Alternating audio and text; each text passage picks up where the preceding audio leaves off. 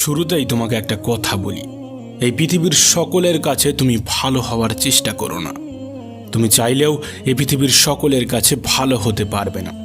আজ পর্যন্ত কেউ তা পারেনি, আর তুমিও পারবে না। যদি সৎ হতে হয়, যদি ভালো হতেই হয়, তাহলে নিজের কাছে হও, নিজের পিতামাতার কাছে হও। কিছু কিছু জিনিস, কিছু কিছু আদর্শ মেনে চলা উচিত। তার মধ্যে একটি আদর্শ হলো বন্ধুদের সাথে কখনো বিশ্বাসঘাতকতা করবে না। শুধু তাই নয়, বিশ্বাসঘাতকের সাথেও কখনো বন্ধুত্ব করবে না। নিজের মধ্যে একটা জিনিস থাকা খুবই প্রয়োজন, খুবই জরুরি, আর তা হলো সৎ সাহস। যদি ভুলকে ভুল এবং ঠিককে ঠিক বলার সাহস তোমার মধ্যে না থাকে, তাহলে তোমার মধ্যে সৎ সাহস এবং ক্ষমতা কোনোটাই নেই। তোমার সাথে তোমার রবের সম্পর্ক সব থেকে বেশি গভীর হওয়া উচিত।